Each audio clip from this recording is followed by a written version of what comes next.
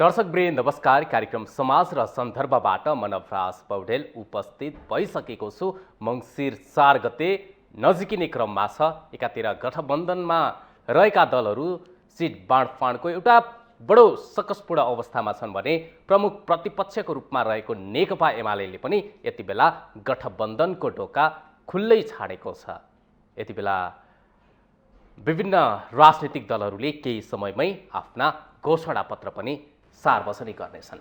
त्यसो त हरेक राजनीतिक दलहरू चुनाव जितिसके पश्चात आफू सत्तामा आउने, आफू नै प्रमुख शक्ति बन्ने दाबी गरिराखेका छन्। यसरी दाबी गर्दै गर्दाखेरि यो 5 वर्षे अवधिको समीक्षा भने उनीहरूले गरिराखेका छैनन्। किन यो 5 वर्षे अवधिको राम्रा नराम्रा कामको जस अपजस लिन राजनीतिक दलहरू तयार छैनन्। सँगै शक्ति राष्ट्रहरूले नेपाललाई यति बेला कुन नजरले हेरिराखेको छ?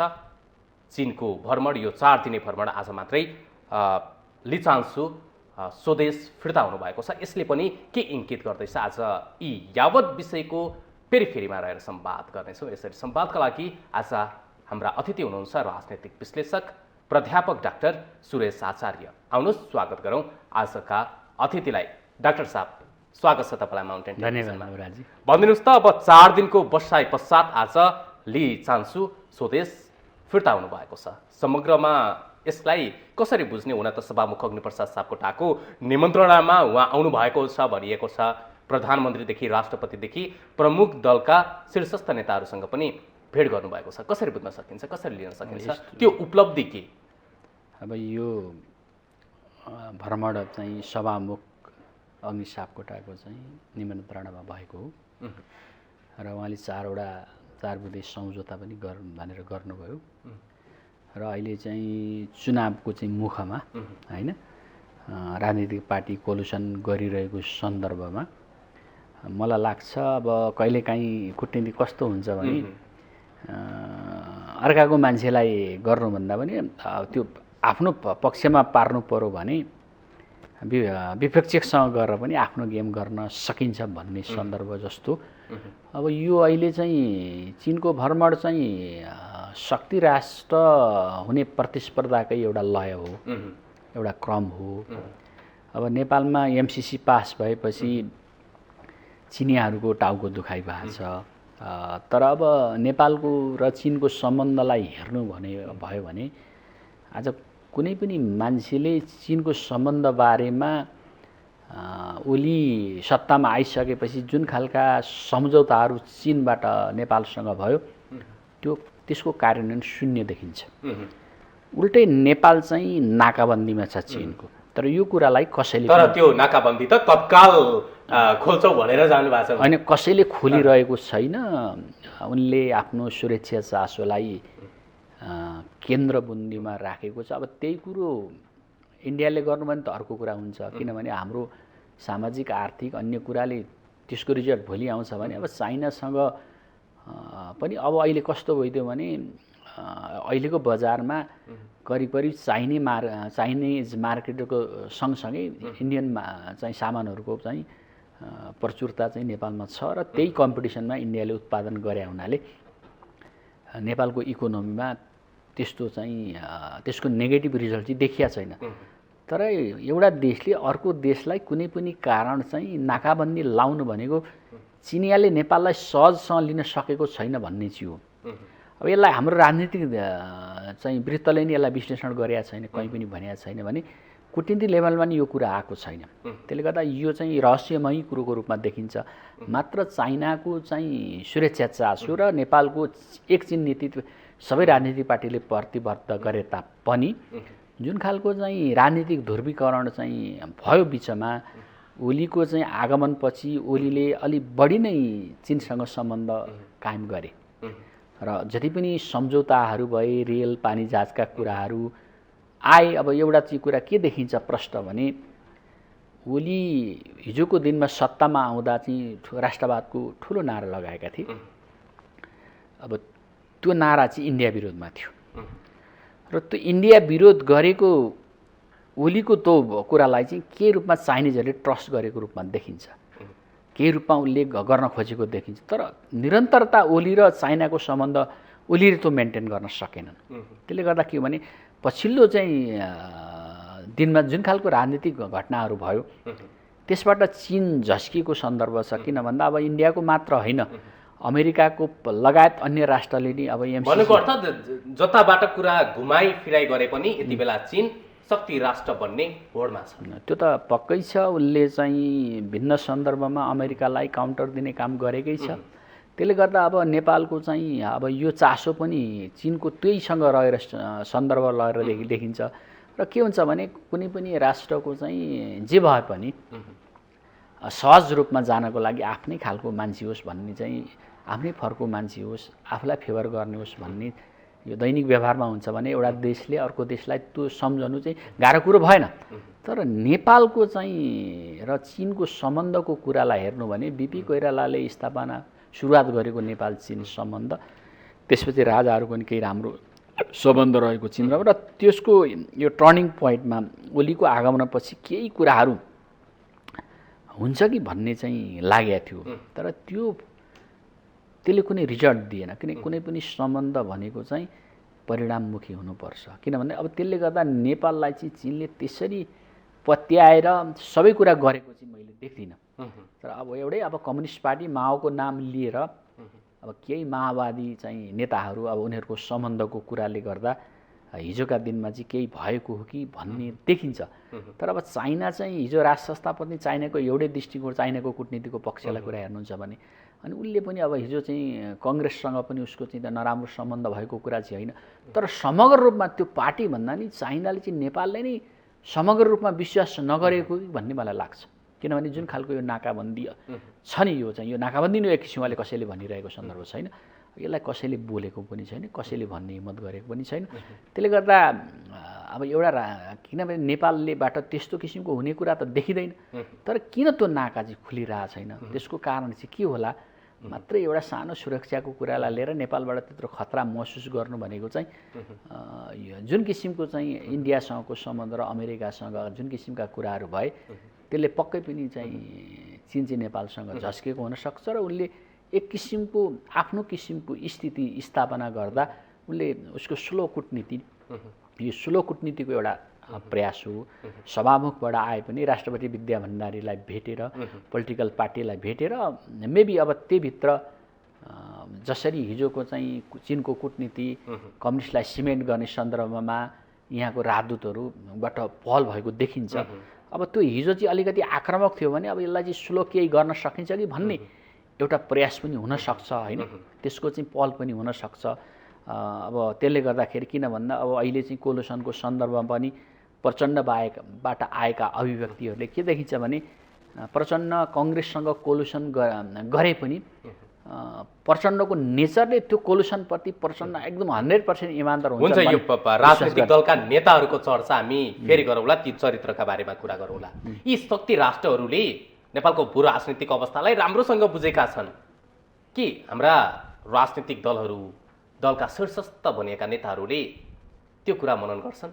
होइन, हाम्रो चाहिँ कस्तो रह्यो भने नेपालको राजनीतिक दलहरू, नेतृत्वहरू यो धेरैको चाहिँ म आफू मात्रै कसरी स्थापित हुने भन्ने सन्दर्भ नै सेन्ट्रलाइज भएको जस्तो देखिन्छ।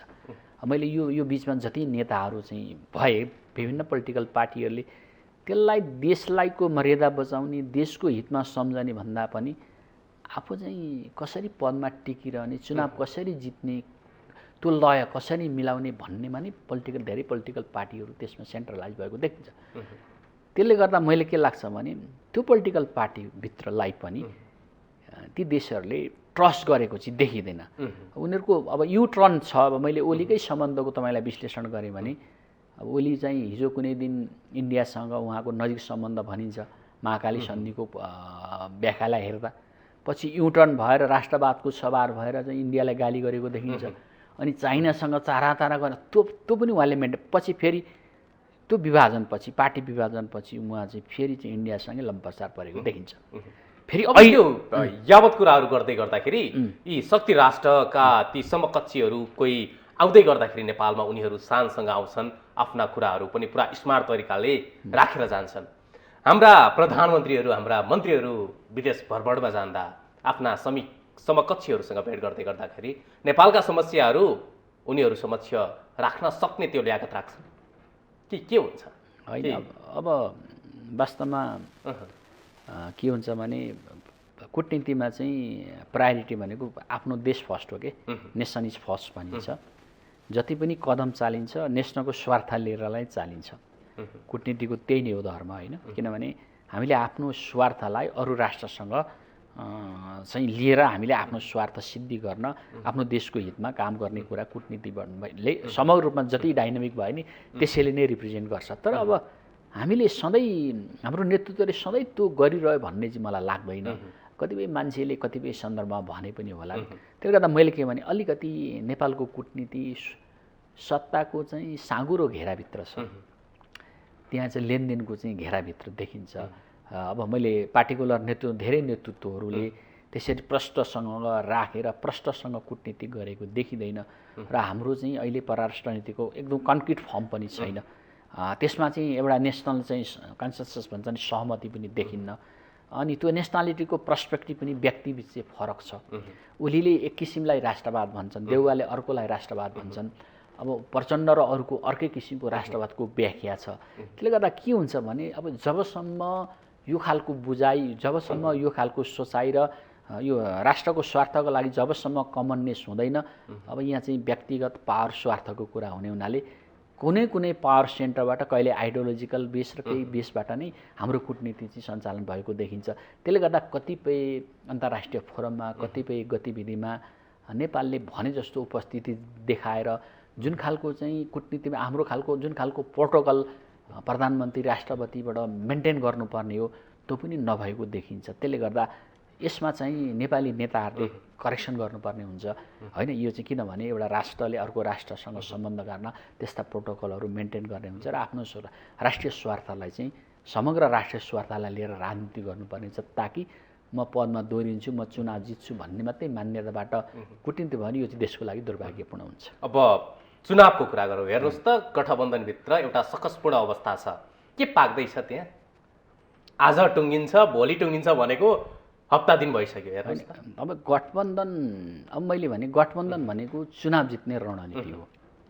नेपालका राजनीतिक पार्टीले चाहिँ अझै पनि बुझिसकिरहेका छैनन्। नेपालका राजनीतिक पार्टीले जहिले पनि आफ्नो सत्तालाई केन्द्रबिन्दुमा चाहिँ राखेर राजनीति गरेको देखिन्छ र अहिलेको सत्ता गठबन्धन पनि आफू चुनाव जित्ने चाहिँ नै रणनीति अन्तर्गतको एउटा चाहिँ अब यो इतिहासको दोहोऱ्याइ भनौँ न। हिजो चाहिँ एमाले र माओवादी बिच पनि तपाईँको चाहिँ के चाहिँ भएछ भनेर हामीले हेऱ्यौँ, के नै हुन्छ भनेर पनि हेऱ्यौँ, रिजल्ट पनि आयो, तर परिणाम त त्यो बहुमतको त्यो 2/3 भएन। त्यहाँ विभाजन भयो। त्यसले कतिपय गर्नुपर्ने कामहरू गरिए, नगर्ने काम गर्नुपर्ने काम गरिएन, नगर्नुपर्ने काम गरेन। एउटा मान्छेले आफूलाई तानाशाहको रूपमा रूपान्तरण गरे, हुँदाहुँदै पार्टी फुट्यो भनेपछि त्यसले त डेलिभरी गरेन। त्यसले गर्दा डेमोक्रेसी भनेको चाहिँ चुनाव जित्नु मात्रै होइन, संस्कार हो। जबसम्म चुनाव त्यो जनताको म्यान्डेट हामी संस्कारको रूपमा एउटा विधि पद्धति प्रणाली जनताको काम गर्ने कुरामा त्यसलाई हामी त्यो शक्तिलाई कन्भर्ट गर्दैनौँ, जहिले पनि सत्ताको राजनीति हुन्छ भने त्यसले दिने परिणाम चाहिँ अघिल्लो चुनावको जस्तै हुन्छ। त्यसले गर्दा अहिले तपाईँले सकसको कुरा गर्नुभयो, पक्कै पनि अब अहिले चाहिँ काङ्ग्रेस माओवादी र चाहिँ जुन अन्य चाहिँ राजनीतिक दलभित्र चाहिँ त्यहाँ आफू कसरी चाहिँ बढी सिट लिने, कसरी अर्कालाई कमजोर पार्ने भन्ने किसिमको मूल्य र मान्यता देखिन्छ। अब यो संस्कारको कुरा गर्दा यति बेला नेपालको राजनीतिक दलहरूका जुन किसिमको संस्कार र उनीहरूको नैतिकता यति बेला साँच्चीकै स्खलित भएको? अब त्यो त प्रष्टै देखिन्छ, होइन? तर अघि मैले भन्न के खोज्दैछु भने तपाईँले अब जुन रूपमा अहिले कोलुसनको चाहिँ प्र्याक्टिसेसहरू भइरहेको छ, अब काङ्ग्रेस के चाहन्छ? काङ्ग्रेसको भित्री चाहना 100 जति सिट लिने, सकभर एक्लै मेजोरिटी बनाउने, मिन्स थोरै सङ्ख्याहरूको सपोर्ट लिएर मेजोरिटीको सरकार चलाउने काङ्ग्रेसको भित्री इच्छा त्यो देखिन्छ। माओवादीको इच्छा के देखिन्छ? कङ्ग्रेससँग सहमति गर्ने, सकभर ठुलो शक्ति केन्द्रको रूपमा उदाउने, एमाले भन्दा पनि ठुलो हुने, तालपरे कहीँ ठाउँमा कङ्ग्रेसलाई धोका दिने, तालपरे एमालेसँग नि मिल्ने, भोलि जसरी नि प्रधानमन्त्री हुने भने चाहिँ माओवादीको भित्री तथ्य देखिन्छ। अनि अझ अब माधव नेपाल जससँग राजनीतिक रूपमा उनले हिजो अब प्रचण्डसँगको मेलमिलापबाट, एमालेभित्रको झगडाबाट उनले एउटा शक्तिको रूपमा चाहिँ म उदयमान हुन्छु कि भनेर अब उहाँले आफूलाई, उहाँको पोजिसन परिस्थिति त भिन्न होला, तर म चाहिँ यति सिट ल्याएर म पनि एउटा के हुन्छु भन्ने उनको मानसिकता। त्यसले गर्दा एभ्री इन्डिभिजुअलहरूले चाहिँ म प्रधानमन्त्री हुन्छु, म पावरमा पाउँछु, केही न केही गर्छु भन्ने मानसिकताबाट ती राजनीतिक पार्टीहरू आफ्नो स्वार्थ महत्त्वपूर्ण छ र उसलाई अर्कालाई अनुभव ल्याउन सक्छु, अर्कालाई सहायता लिन सक्छु, अर्कालाई कार्यकर्ता बनाउन सक्छु भन्ने मान्यताबाट यो सबै पोलिटिकल पार्टीको उस्तै खालको चिन्तन प्रणाली यहाँभित्र देखिन्छ। के लाग्छ अब केही समयमै विभिन्न राजनीतिक दलहरूले आफ्नै घोषणापत्र जारी गर्लान्? गठबन्धनभित्र रहेका अधिकांश दलहरूका घोषणापत्रका कैयन पृष्ठहरू केपी शर्मा ओलीलाई गाली गर्दैमा सकिने होला, होइन? अनि त्यस्तो पनि अब त्यो त यस्तो हुन्छ, अब राजनीतिमा जसले चाहिँ सम्भावित शक्तिलाई कमजोर पार्न प्रयत्न गर्नु पर्यो, त्यसलाई घोषणापत्रले भन्नु पर्यो, भाषणले नि भन्नु पर्यो, सबै कुराले भन्नु पर्यो, होइन? त्यो राजनीतिमा कतिपय ठाउँमा चाहिँ जायज पनि होला, कतिपय ठाउँमा अब हामी कहाँ अलिक धेरै तल झर्दा त नजायज पनि होला। अब त्यतिमा मात्रै त्यो सीमित छैन। अब ओलीजी चाहिँ त्यो स्थितिमा पुग्न ओलीजीको आफ्नै खालको स्वभाव र आफ्नै खालको स्थितिले उहाँलाई त्यो पुर्याएको र ओलीको मनस्थितिमा अझै पनि म चाहिँ प्रधानमन्त्री हुन्छु भन्ने एउटा एम्बिसनले काम गरेछ र त्यो एम्बिसनलाई काम गर्नको लागि उहाँले धुरमोर हत्कण्डाहरू प्रयोग गरिरहेका छन् भने अन्य दल पनि त्योभन्दा त्यो प्रधानमन्त्रीको चाह त प्रचण्डले पनि राख्नु भएको छ। अब शेरबहादुर देउवा त अब उहाँको छुट्टै प्रकारको छ, उहाँ अक्सर ज्योतिषमा विश्वास राख्नुहुन्छ, अझै एकचोटि उहाँको पनि चाह छ देखिन्छ। है दुईवटा कुरा तपाईँलाई भन्छु। अब यो केही सांसदहरू तपाईँको 48 सालदेखि कन्टिन्युटी रूपमा जितिरहेका छन्, लडिरहेका छन्, कोही लडेर पनि अझै लड्ने प्रयत्न गरिरहेका छन्। अब यो प्र्याक्टिसले के गर्छ भन्दा तिनै मान्छे दोहोरिने, तिनै मान्छेले लाग्ने भन्ने कुरा चाहिँ त्यसले राजनीतिक डेलिभरी दिँदैन। तिनीहरूको पुनः आगमनले देशलाई डेलिभरी दिँदैन। अब इच्छा आकाङ्क्षा जित्ने, पावरमा जाने, शक्ति आर्जन गर्ने, सम्पत्ति कमाउने भन्ने कुराको एउटा पाटो होला। तर के भने अघि मैले भने डेमोक्रेसी चाहिँ सस्टेन हुनको लागि डेमोक्रेसी डेलिभरेबल हुनु पर्यो, दिनु पर्यो। मात्रै चुनावको लागि जित्ने र हार्ने एक विधि र त्यो सङ्ख्या गनेर मात्रै जाँदा म जितेर पावरमा पुगेर आफू मात्रै इन्जोय गर्दा यो देशको हालत त्यो भइरहेको छ। त्यसले गर्दा के भने यो हामीले चाहिँ अब यो डेमोक्रेसीप्रति त्यसपछि वितृष्णा भएको छ। मैले तपाईँलाई भने कोही मान्छेले जित्दैमा हार्दैमा आज तपाईँले सामाजिक सञ्जालहरूमा हेर्नु होला, केही मान्छेलाई ती नेताहरू जो चाहिँ अहिलेको राजनीतिमा रहेका मान्छेलाई तपाईँले भन्नु भने त्यहाँ गाली खानुभन्दा केही पनि हुँदैन। तर पनि अब यो चाहिँ अहिले सेटिङ गरेर तपाईँको काटालिङ गरेर जुन खालको जित्ने खालको संरचना पनि बनिरहेको सन्दर्भ छ। त्यसले गर्दा मलाई लाग्छ यसले पनि त्यत्रो डेलिभर दिने संरचना आउँदैन। जहाँसम्म पोलिटिकल पार्टीका मेनिफेस्टो त्यसले दिने डेलिभरी कति कुराहरू भनिएका छन्। मैले भने हामीले चाहिँ इमान्दार प्रयास गर्ने हो भने धेरै डेभलपमेन्ट हुन सक्छ। मैले अब हामी देश विशेष गरी निर्माणको सन्दर्भलाई लिएर हेरेँ भने मैले भनौँ न इन्डियाको एउटा मोडल हुनसक्छ, होइन? तपाईँको चाहिँ गभर्नेन्सको सन्दर्भमा लिएर केजरीवाल मोडल हुनसक्छ, तपाईँको निर्माणको सन्दर्भमा गडकरी मोडल हुनसक्छ, जहाँ सही ढङ्गले तपाईँको बिडिङ गर्ने, सही इन्जिनियरहरू परिचालन गर्ने, सही कन्ट्र्याक्टर परिचालन गर्ने, त्यही किसिमको कामहरू गर्ने, त्यसको क्वालिटी मेन्टेन गर्ने। र आज भनिसक्यो त आज अमेरिकाको भन्दा राम्रो संरचना इन्डियामा हुने भन्ने खालको स्थिति इन्डियाले देखाइसक्यो। र अहिले तपाईँ जिडिपीको ग्रोथकै कुरालाई हेर्नुभन्दा चाइनाभन्दा नि इन्डियाको जिडिपी ग्रोथ बढी छ, होइन? मैले अब कतिपय कुराको सन्दर्भको हेर्दा नेतृत्वले चाहँदा दिने रिजल्टहरू पनि हुँदो रहेछन् भन्ने उदाहरण। अब बङ्गलादेशको कुरालाई हेर्नु भने बङ्गलादेश पनि एक किसिमको अस्थिरताबाट गुज्रिएको बङ्गलादेश पनि लयमा फर्किया छ, होइन? तर अब हामी भनेको चाहिँ कहीँमा पनि लयमा नफर्किने, हामीले कहीँ पनि सुध्रिनु नपर्ने, तिनै नेताहरू जितिरहनु पर्ने, तिनै प्रधानमन्त्री रहनु पर्ने, अनि हामीले त्यो विधि पनि सुधार्नु नपर्ने। जुन खालका संविधानमा जुन खालका कमजोरीहरू छन्, यो चाहिँ अहिले जुन खालको हाम्रो संरचनामा प्रश्न उठेको छ, संविधान भएको व्यवस्थाले राजनीतिक अस्थिरता क्रिएसन भएको छ। त्यसले गर्दा आज कुनै पनि पोलिटिकल पार्टी एक्लै चुनाव जितेर सरकार बनाउने स्थिति छैन। त्यसले गर्दा यसले एकातिर डेमोक्रेसीको चाहिँ भ्यालुलाई पनि उपास गरेको छ भने अब हामी के भने चुनाव जित्ने मात्रै प्रक्रियाबाट अनि हाम्रो चाहिँ त्यो चुनाव जित्नको लागि हामीले जुन खालको प्रविधिहरू प्रयोग गरिरहेका छन् मलिमसल माइको, त्यसले गर्दा एक किसिमको राजनीति विकृति र विसङ्गतिको पराकाष्ठमा पुगेको छ। अब यो चुनावले यसलाई करेक्सन गर्ला त? अब मलाई प्रश्न यो अब त करेक्सन गर। अब मैले के भने अब कसरी करेक्सन गर्ने? तिनै मान्छे चाहिँ प्रधानमन्त्री हुन्छन्, लय त्यो लय त यो। त्यसले गर्दा नेपालको राजनीति चुनाव भए पनि जिते पनि सङ्कटग्रस्त मुक्त चाहिँ छैन। मैले हिजो पनि भने जसरी हिजो चाहिँ ओली आएर ओलीले एक किसिमको आश जोगाए पनि यही खालको राजनीतिक संस्कार र संस्कृति लिँदा ओली जुन खालमा बारदलीमा पुग्नु पर्यो, मैले भने होइन, ओलीले जुन खाले सत्ता छोड्नु पर्यो होइन, सर्वोच्चले निर्णय गर्नु पर्यो भन्नाले यो खालको गतिविधि यसमा नेसनल इन्टरनेसनल के भयो होला तपाईँको होइन। त्यहाँभित्र चाहिँ देश पनि कतिपय भने देशै उत्पीडनमा पर्यो होला, देशैमा कतिपय विकृति र विसङ्गतिका घटनाहरू भयो र अहिलेको कोलुसनभित्र पनि मैले हेर्दा हिजोको कोलुसन ओलीको सफलतालाई चाहिँ एउटा मिथक बनाएर इतिहास बनाएर त्यसको पछ्याइमा राजनीतिक पार्टीहरू गएको सन्दर्भ छ। तर उहाँहरूको प्रवृत्ति, चिन्तन, शैली, प्रणाली चाहिँ के छ भने त्यही ओलीको मानसिकता छ भनेपछि त्यसले अस्थिर सरकार दिने कुरा चाहिँ सम्भव छैन।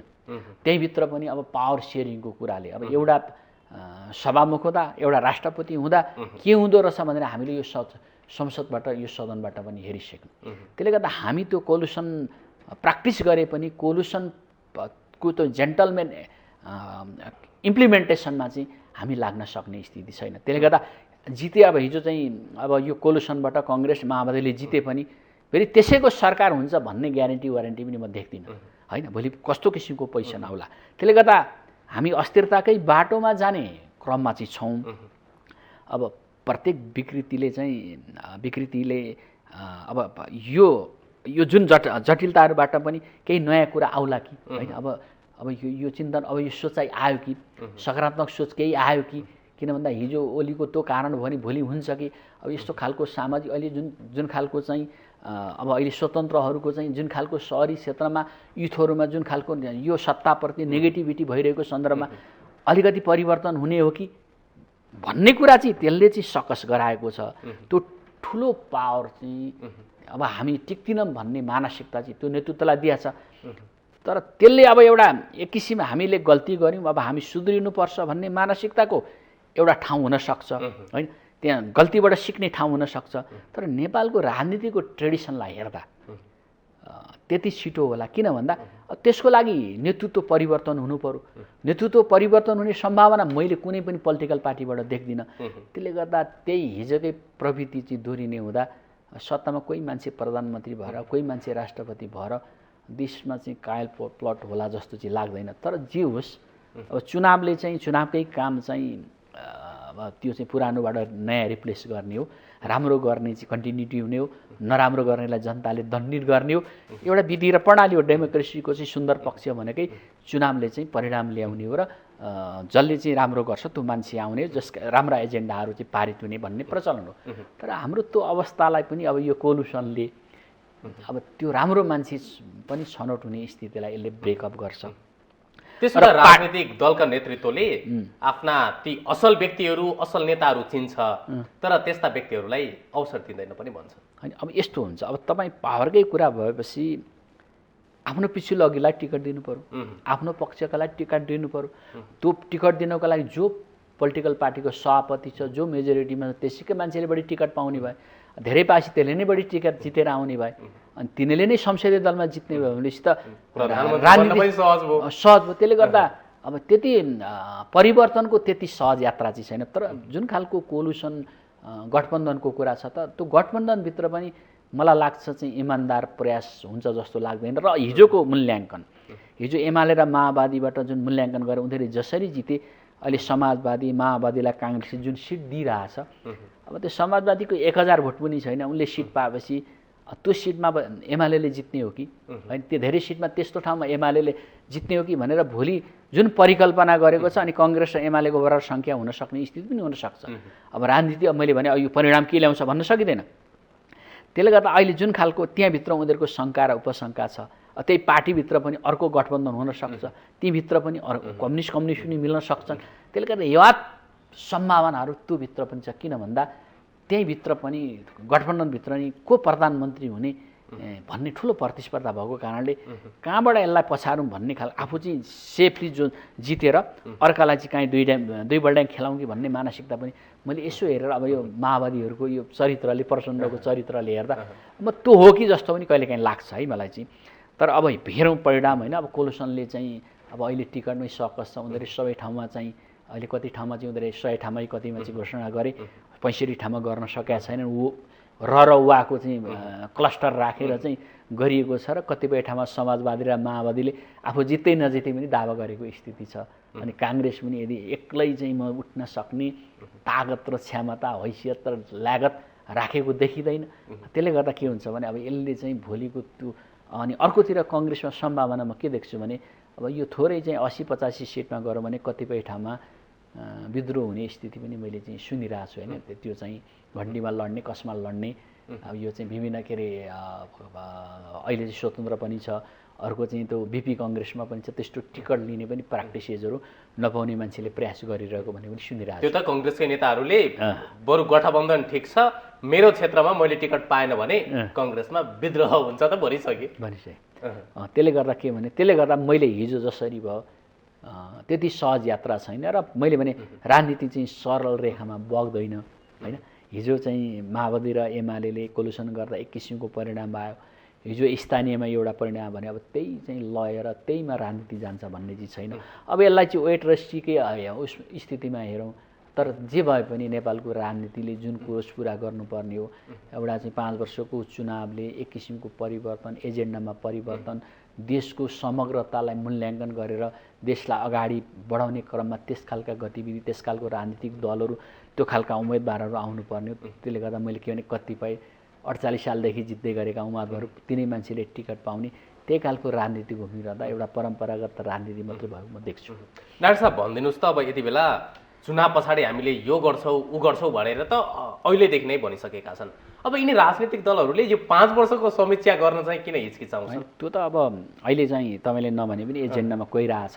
ओलीको रेल र उसको चर्चा एकदम छ र त्यसको निशानामा ओली छन्। अहिले प्रचण्डले अर्थतन्त्र सुधार्छु पनि भन्दै हुनुहुन्छ। उनले अर्थतन्त्रको कुरा गरिरहेछन् र अब यो चुनावमा चाहिँ ओलीको रेल र उसको फेरि चर्चा हुन्छ।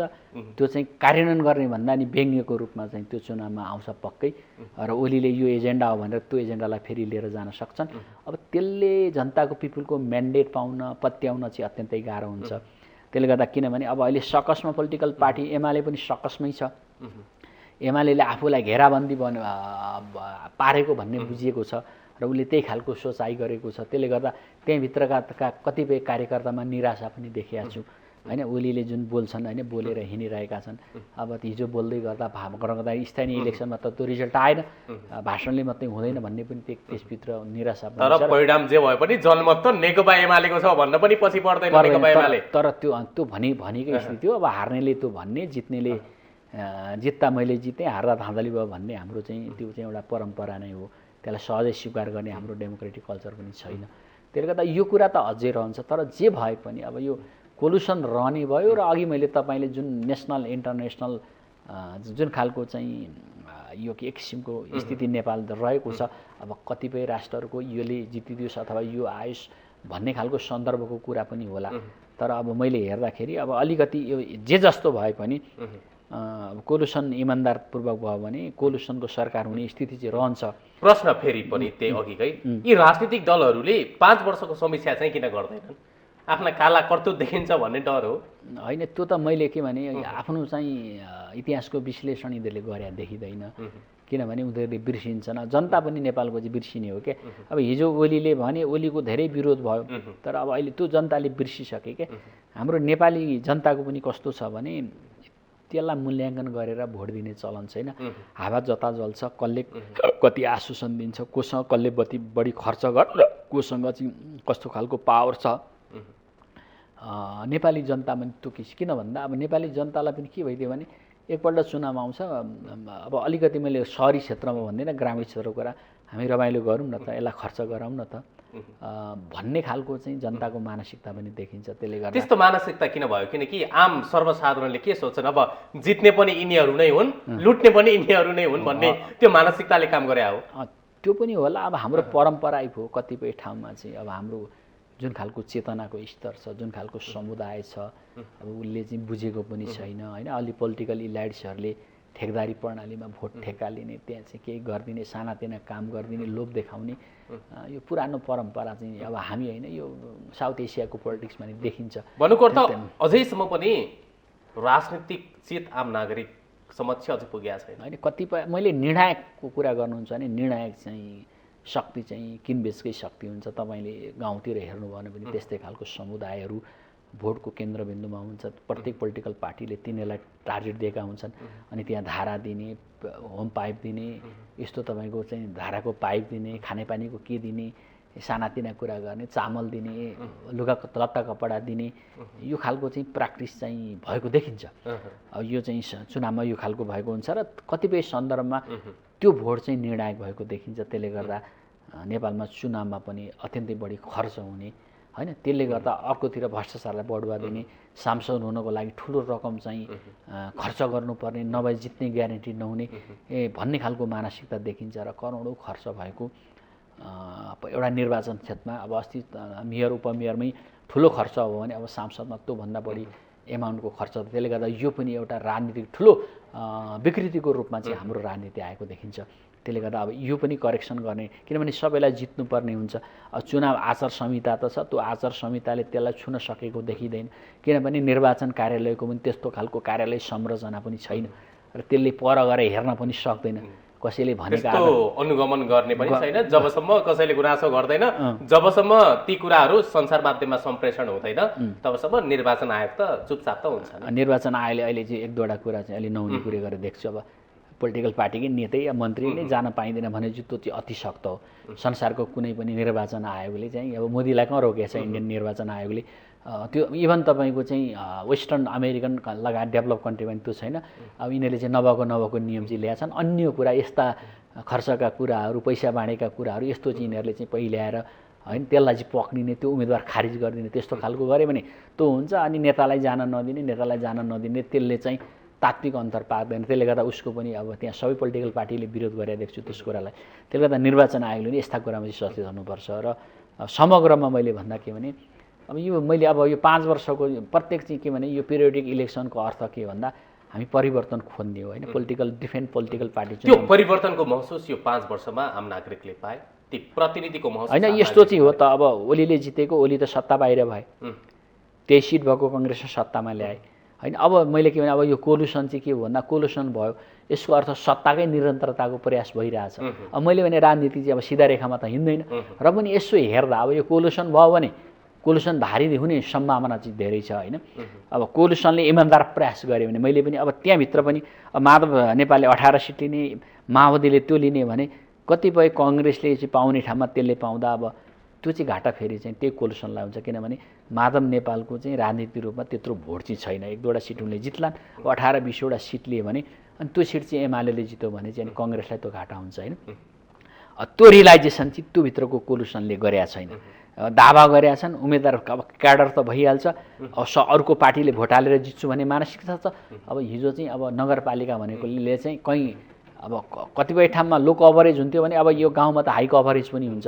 त्यसले गर्दा त्यो पार्टीले नै जित्छ भन्ने चाहिँ त्यसलाई सबैले भोट हाल्छन् भनेको छैन। अर्कोतिर पाउने मान्छेले टिकट नपाएर अर्कोले पाइरहेछ भने अब मान्छे के छ भने अलिकति अब पार्टीभन्दा चाहिँ पार्टीको अनुशासनमा रहने सबै मान्छे पनि छैनन्। त्यसले गर्दा स्वतन्त्र उम्मेदवारको चाहिँ अब चाहिँ जन्मसुर्मी नम्बर स्वतन्त्र उम्मेदवार हुने सम्भावना छ। अनि स्वतन्त्र पार्टी नै छन् अन्य पार्टी तिनले सपोर्ट गरिदियो भने केही क्षेत्रमा त्यो प्रभाव पनि पर्न सक्छ। त्यसले गर्दा हिजो जस्तै हिजोकै प्र्याक्टिसबाट सरल लेखामा त्यही परिणाम आउँछ त्यही आउँछ भन्न पनि गाह्रो छ। अब त्यो इमान्दार प्रयास कति हुन्छ। अब त्यसले गर्दा स्वयं पोलिटिकल पार्टी प्रधानमन्त्रीका सबै दावेदार भएको कारणले गर्दा त्यहाँभित्र पनि आफू चाहिँ ठुलो हुने र अर्कालाई कमजोर बनाउने प्रयास चाहिँ हुन्छ जस्तो मलाई लाग्छ।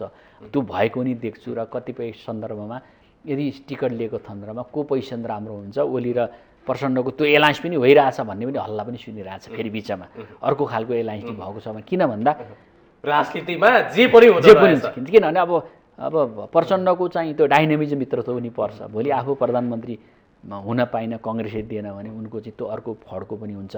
त्यस्तो खालको कमिटमेन्ट अहिले तपाईँले प्रश्न उठाउनुभयो, त्यो कमिटमेन्टको तिनटै कोलुसनको चाहिँ घोषणापत्र पनि आएको छैन। अनि सरकारको स्टेबिलिटी बारे र मिनिमम प्रोग्रामको बारेमा पनि केही कुरा आएको छैन। अनि सरकार कसरी चल्ने भन्ने कुरा नि आएको छैन। मात्रै टिकटको वितरण अनि कसले के पाउने भन्ने कुरा बहस भएको छ। त्यसले गर्दा यदि त्यो भएको भए त हिजै चाहिँ ओलीको इतिहास दोहोरिन्छ। अनि ओलीको इतिहास दिएर भने आखिर त्यो भनेको आफू प्रधानमन्त्री हुने कुरा भन्दा केही पनि हुँदैन, 3-4वटा पदहरू सेयरिङ गर्ने कुरा भन्दा केही पनि हुँदैन।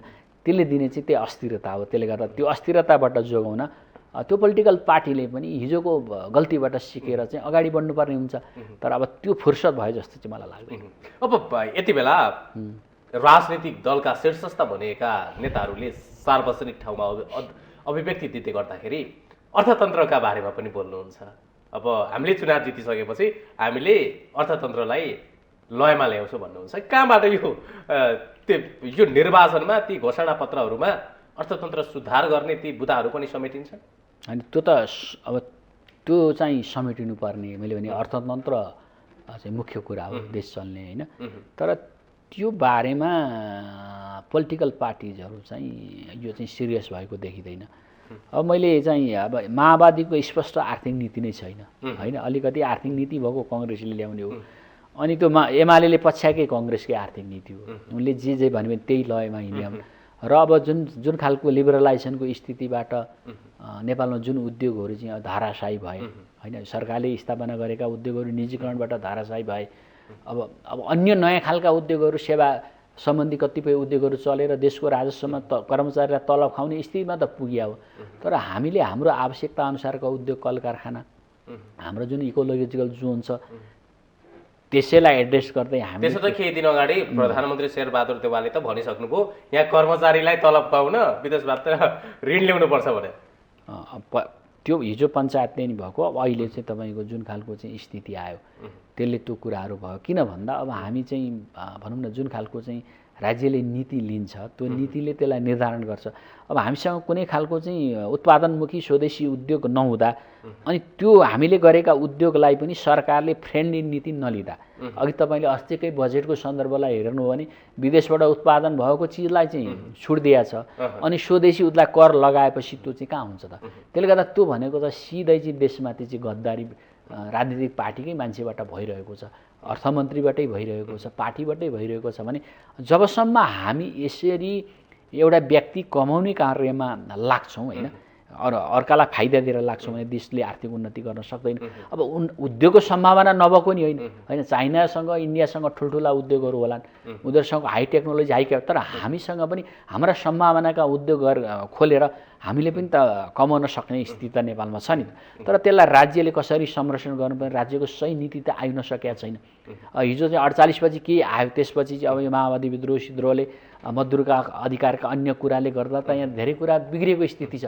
अब यी सबै कुरा करेक्सन गऱ्यो भने उद्योगमा स्पष्ट नीति ल्यायो भने हामीले त्यो गर्न सक्छौँ। आज बङ्गलादेशले त्यत्रो गार्मेन्टको व्यापार गर्न सक्छ, उसले त्यत्रो 96,000 करोड डलरहरू कमाउन सक्छ र ठुलो चाहिँ एक्सपोर्ट मुलुकको रूपमा चाहिँ आफ्नो नाम कमाएर चाइना सँगसँगै व्यापार गर्न सक्छ भने नेपालको सम्भावना हुँदैन भन्न चाहिँ सकिँदैन। अनि नेपालमा त त्यही आयात प्रतिस्थापन भन्दै विभिन्न नीति ल्याउने काम त भइ त राखेका छन्, तर परिणाम त छैन। त्यसले गर्दा अब यो चाहिँ अब राज्यले चाहिँ एउटा चाहिँ त्यस्तै लिडरसिप आउनुपर्छ, त्यो सुझबुझ भएको। त्यसले गर्दा मैले जति पनि प्रधानमन्त्रीहरू भए नेपालमा अहिलेसम्म अलिअलि बाबुरामले बुझिया थियो होला होइन, त्यसरी बुझ्ने मान्छे चाहिँ भएको पनि देख्दिनँ होइन। प्रधानमन्त्रीका नाम आउने कुरामा त्यो अब रामशरणहरू प्रधानमन्त्री हुन सकेनन् होइन, अलिकति बुझेका मान्छे लाग्थ्यो मलाई होइन, महेश आचार्यहरू हुन सकेन, अलिकति बुझेको लाग्थ्यो। अब अन्य मान्छे राजनीति गरेर एउटा चाहिँ जेल गरेर त्यो भिजन भएको मान्छे भएन। त्यसले गर्दा त्यो माथि चाहिँ लिडरसिप गर्ने मान्छे सही आयो भने ऊ चाहिँ सानातिना कुरामा अल्झिएन भने हामीले चाहिँ गर्न नसक्ने कुरा चाहिँ हुँदैन। किनभने अहिले हामी पढे लेखेका मान्छेको सङ्ख्या नि बढिरहेको सन्दर्भ छ, टेक्निसियन नि बढिरहेको सन्दर्भ छ र त्यसले गर्दा हामीसँग क्यापिटलको अब त्यो सम्भावना पनि छ।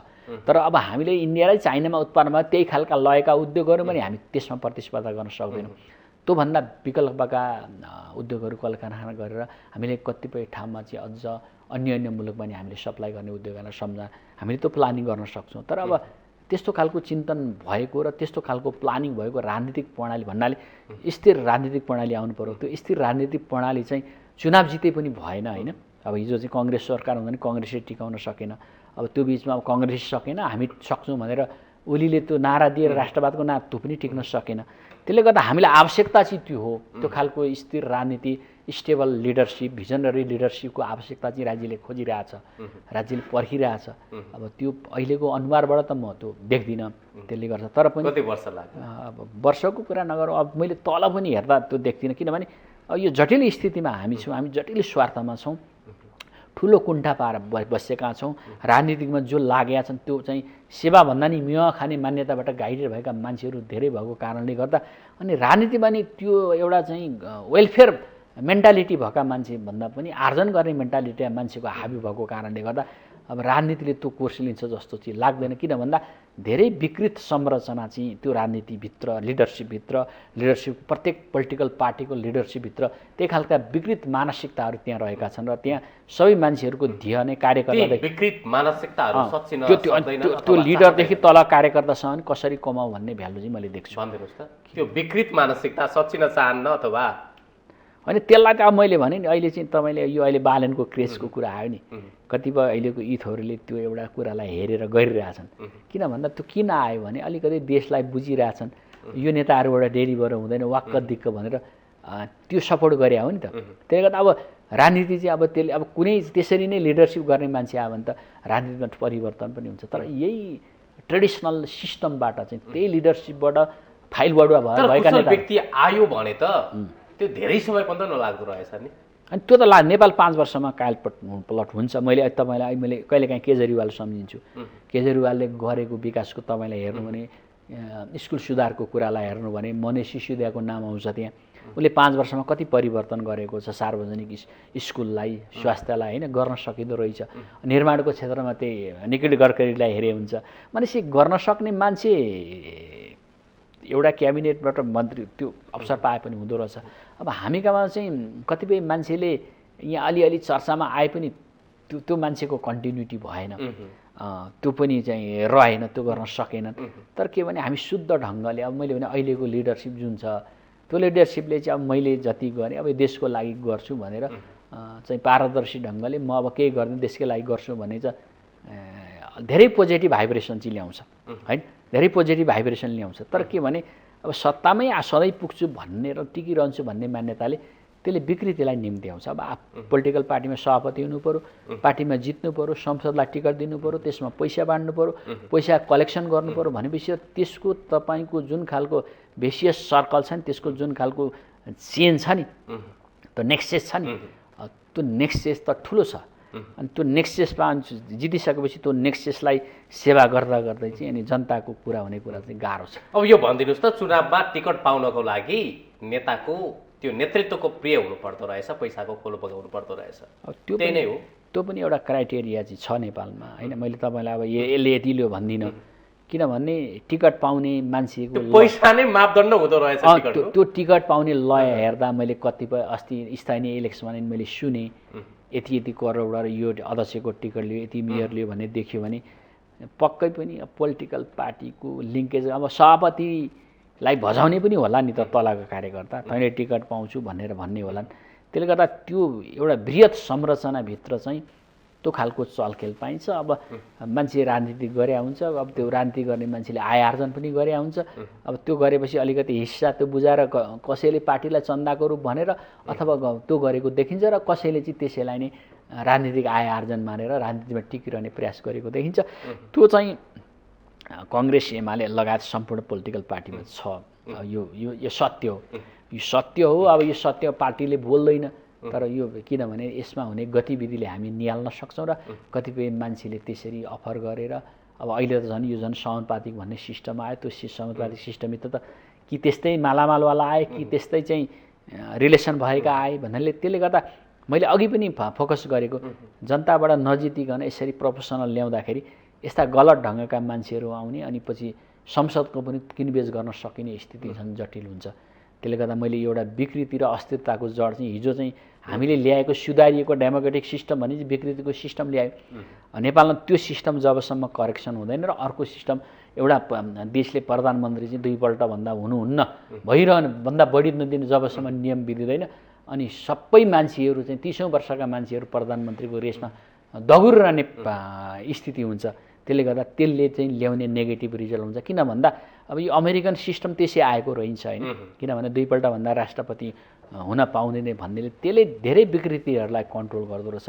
तर अब हामी कहाँ चाहिँ न त यहाँ चाहिँ एमपीको क्वालिफिकेसन निर्धारण गरिएको छ न त त्यसको चाहिँ सेवा अवधि तोकिएको छ। त्यसले गर्दा त्यो सिस्टमभित्र चाहिँ अब यो चाहिँ ब्रिटिस सिस्टम भन्छ, यो तपाईँको चाहिँ वेस्टर्न मिनिस्टर पार्लियामेन्ट सिस्टम भन्छन्। अब त्यो भित्रबाट चाहिँ त्यहाँ चाहिँ त्यो सिस्टमभित्र चाहिँ अब त्यहाँ चाहिँ एकदम इमान्दारिता अनेस्टी इथिक्स छ भने अब हाम्रो सिस्टमभित्र चाहिँ त्यो अनेस्टी चाहिँ डेलिगेट भएर आएको छैन क्या। सिस्टम फलो गरे पनि हामी यो विकृतिलाई अपनाएको हुनाले जबसम्म संविधानमा एउटा प्रधानमन्त्री हुने मन्त्री हुने सांसद हुने चाहिँ त्यो चाहिँ इयर तोकिँदैन अब त्यसले तिनै मान्छेहरू दौडिरहने तिनै मान्छेले विकृति खेल गरिरहने डेलिभर नगर्ने मान्छे पनि बारम्बार दोहोरिरहने स्थिति चाहिँ नेपालमा आउने सम्भावना छ। किन भन्दा 2 पल्ट हेऱ्यो 3 पल्ट हेऱ्यो त्यसले केही गर्दैन भनेपछि त फेरि त्यसैले टिकट लिने त्यसैले जित्ने त्यसैले खर्च गर्ने अनि त्यो पदमा गर्ने भने आया आर्जन र आफ्नो चाहिँ हित आफ्ना नातेदारको हित भन्दा केही पनि देखिन। तपाईँले पनि हेर्नुहुन्छ एउटा मान्छे चाहिँ पावरमा पुग्यो भने सन्तान दर सन्तान कमाउने सन्तान दर सन्तान पावरमा पुग्ने प्रचलन देखियो। नेपालको इतिहासलाई हेऱ्यो भने एउटा राणा हुँदा जङ्गबहादुरले शासनै गर्यो होइन। अब शाहको कुरा छोडिदिउँ, त्यो राणा र शाहको सिकोलाई चाहिँ अहिलेका पोलिटिकल पार्टीले सिकेर हामीलाई त्यही खालको व्यवस्था उनले चाहिँ श्री 3 भनेर घोषणा गरे हेरिडेटरी उनीहरूले ट्रान्सफर गरे भने यिनीहरूले हेरिडेटरी ट्रान्सफर नगरे पनि मनी मसल प्रयोग गर भने आफ्नो चाहिँ मान्छेलाई ल्याउने प्रयत्न संरचना गरेको प्रत्येक पोलिटिकल पार्टीभित्र देखिन्छ। अब हामी कार्यक्रमको अन्तिममा पनि छौँ, त्यो चुनाव पछिको त्यो परिदृश्य कस्तो होला के अनुमान गर्न सकिन्छ? चुनाव पछिको परिदृश्य स्थिति यथावत रहेमा कोलुसनको चाहिँ मेजोरिटी हुन्छ। अब प्रधानमन्त्री हुने कुरामा सकसै होला त्यो, किनभने अहिले प्रधानमन्त्री चाहिँ को भनेर भन्न नसकेको स्थितिमा अनि त्यो प्रधानमन्त्री म हुन्छु भन्ने सन्दर्भमा कोलुसन फेरि त्यही नटुट्ने हो कि भन्न पनि गठबन्धन टुट्न पनि सक्छ। तर पनि म 2 वर्ष त 3 वर्ष भनेर चल्न पनि सक्छ। तर त्यो यात्रा त्यो राजनीतिक यात्रा एकाउन्टेबल ट्रान्सपरेन्ट डेलिभरी हुँदैन। त्यहाँ चाहिँ कम्प्रोमाइजमा मन्त्रीहरू बनाउनु पर्ने हुन्छ, कम्प्रोमाइजमा मान्छेहरू ल्याउनु पर्ने हुन्छ अनि त्यसले गर्दा जुन खालको संसद हुन्छ जुन खालको सरकार हुन्छ त्यो चाहिँ एकदम चाहिँ त पारदर्शी एकाउन्टेबल डेलिभरी युक्त हुँदैन। त्यसले चाहिँ आफ्नै पोलिटिकल पार्टीका स्वार्थ लिएर काम गर्ने हुँदा जनताको सेवा हुन चाहिँ गाह्रो हुन्छ। त्यसले गर्दा मैले जिउका तीव्र छ। किन भन्दा भन्ने कुरा नारा दिने कुरा होला, किनभने अब मैले हामीले नि धेरै अनुभव गरिसक्यौँ। 30 वर्षको शासन त मैले हेरेँ, पञ्चायतको नि अलिकति शासन मैले हेरेँ। त्यसले गर्दा मलाई सबै प्रत्यक्ष रूपमा हेरे हुनाले त्यो मानसिकता त चेन्ज हुँदैन। त्यसले गर्दा अब भने पनि अब राजनीति सम्भावनाको खेल हो, मैले सरल रेखामा हुँदैन। अब त्यो विकृति र विसङ्गतिलाई तोड्न सक्ने स्थिति पनि आउला, किनभने मान्छे चाहिँ अब एकै स्थितिमा जान्छ भन्ने होइन। मैले त्यो भइरहेको व्यवस्थालाई त्यो हेरेँ, तर परिवर्तनको सम्भावना चाहिँ रहन्छ होइन। त्यो सम्भावनालाई चाहिँ हामीले शङ्का नगरौँ, त्यसलाई पोजिटिभ दृष्टिकोणबाट हेरौँ। अब चुनावले चाहिँ जनताले चाहिँ अब राम्रा मान्छेलाई छान्छन् र जो खालका विकृति गरेका मान्छेलाई हराउँछन् अनि त्यो पार्टीभित्र राम्रा मान्छे आउँछन् र राम्रा मान्छेको सरकार हुन्छ भन्ने परिकल्पना। पहिलो शक्ति कुन दल हुन्छ? पहिलो शक्ति त कङ्ग्रेसै हुन्छ। यो स्थिति यथावत रहेमा जति भयो नि कङ्ग्रेस नै पहिलो दल हुन्छ। अब यदि चाहिँ उसले चाहिँ आफ्ना पार्टनरलाई होइन पार्टनरलाई मिलाउन सकेन भने त्यो लयमा एमाले पछ्याउन नि सक्छ, त्यो सम्भावना छ। त्यो किनभने ती पार्टी ती कोलुसनभित्र चाहिँ एकदम सहीको लय भएन भने मैले अघि भने समाजवादीले आफ्नो हट लिइरह्यो, माओवादीले हट लिइरहेर सिटको कुरा गर्यो भने त्यसको इन्डाइरेक्ट फाइदा एमालेलाई हुन सक्छ। किन भन्दा अब 1000 भोट ल्याउने मान्छेले चाहिँ चुनाव जित्दैन, त्यसले गर्दा कङ्ग्रेसको चाहिँ 25,000 भोट हुने अनि मासुमा 1,000 भोट टिकट दियो भने त्यो ठाउँमा एमाले जित्ने सम्भावना रहन्छ अथवा स्वतन्त्र आउने सम्भावना रहन्छ होइन। त्यसले गर्दा कङ्ग्रेसलाई घाटा हुने सम्भावना छ। त्योभन्दा त त्यसो गर्नुभन्दा त बरु कङ्ग्रेस एक्लै लड्यो भने त्योभन्दा राम्रो सिट आउँछ। एक्लै लड्यो भने अहिले गठबन्धनमा रहेर जति सिट होइन, अहिले 80 सिट 50 सिटमा सीमित भयो भने त कङ्ग्रेसले एक्लै लड्दा त्योभन्दा बढी सिट ल्याउँछ। अब 100 भन्दा माथि गयो भने कङ्ग्रेसलाई पोजिटिभै हुन्छ, 100 सिट लियो भने कङ्ग्रेसलाई त्यो पोजिटिभै हुन्छ, किन भन्दा 80% उम्मेदवार जित्ने सम्भावना हुन्छ। अनि त्यति कुरा त्यति अङ्क गणित कङ्ग्रेसले बुझिएको छ होइन, काङ्ग्रेसले बुझिएको छ, कङ्ग्रेसले नबुझिएको चाहिँ होइन, तर अरूलाई नि सँगै लिएर हिँड्नुपर्ने। अब एमालेसँग भनेभन्दा बढी डर आएको देखिन्छ। कङ्ग्रेस चाहिँ एमालेसँग बढी डर आएको देखिन्छ र कङ्ग्रेसको आफ्नै सङ्गठनभित्र पनि आफ्नै खालका समस्याहरू छन्। त्यो समस्या चाहिँ उसले मिलाउन सकिरहेको छैन, किन भन्दा त्यहाँ 60 र 40 को जुन गणित छ त्यो 60 र 40 को गणितलाई उसले सबभन्दा पहिले तलाउनु पर्ने आफ्नै प्रतिद्वन्द्वीलाई हुन्छ। तपाईँको नेपालको राजनीतिक पार्टीको समस्या बाहिरी भन्दा पनि आफ्नो पार्टीभित्र भएको कारणले गर्दा अब अहिले शेरबहादुरजीको समस्या चाहिँ प्रचण्डहरूभन्दा पनि शेखरै समस्याको रूपमा हुन्छ र भोलि तपाईँको समस्या हो भने त्यही विद्रोहले उहाँलाई समस्या पार्छ। अब अन्तिममा भनिदिनुहोस् त, चुनाव आउँदैछ मङ्सिर 4 गते, नेपालमा एउटा यस्तो विकृत परिपाटी छ कि कोही व्यक्ति, कोही आफ्ना आमा बुवा, आफ्ना दाजुभाइ, आफ्ना काका काकी, मामा माइजू कुनै आमुक पार्टीमा भएकै कारणले त्यही पार्टीको व्यक्तिलाई भोट हाल्नुपर्छ भन्ने एउटा मानसिकता छ। त्यसबाट सच्चिन जरुरी छ? होइन, त्यो छ पनि छैन भने दुइटै छ। तपाईँको कतिपय पोलिटिकल पार्टीभित्र अब अहिले चाहिँ तपाईँले भनेको लय छ। अलि 10-15 वर्ष अगाडि चाहिँ पार्टी भनेपछि एकअर्कामा बोल्दैन थिए, तल्लो गरेर माथिल्लो गरेर झगडा गर्थे, तर अहिले त्यो छैन। पार्टीमा झगडा हुन्छ, विपक्षी। अब एक शब्दमा भनिदिनुहोस् त, आम नागरिकले यो निर्वाचनमा पुर्याउनु पर्ने विवेक के सठिक तरिका? होइन, अहिलेको चाहिँ नागरिकहरूले त उम्मेदवारलाई त हेर्नै पर्छ, उम्मेदवारलाई हेर्नु पर्यो। किनभने कहिलेकाहीँ के हुन्छ भने पार्टी गलत भयो भने उम्मेदवार राम्रो हुनसक्छ होइन। हस् डाक्टर साहब, आउनुभयो, समय दिनुभयो, यहाँलाई धेरै धेरै धन्यवाद। धन्यवाद तपाईँलाई नि मलाई समय दिनुभयो त्यसको लागि नवराजी। दर्शकवृन्द, यति बेला हामी संवाद गर्दैथ्यौँ राजनैतिक विश्लेषक प्राध्यापक डाक्टर सुरेश आचार्यसँग नजिकिँदै गरेको निर्वाचन अनि दलहरूको चरित्रको विषयमा हामी बढीभन्दा बढी केन्द्रित भएर चर्चा गऱ्यौँ। कार्यक्रम समाज र सन्दर्भबाट म नवराज पौडेल बिदा हुन्छु। हेर्दै रहनुहोला माउन्टेन टेलिभिजन HD। नमस्कार।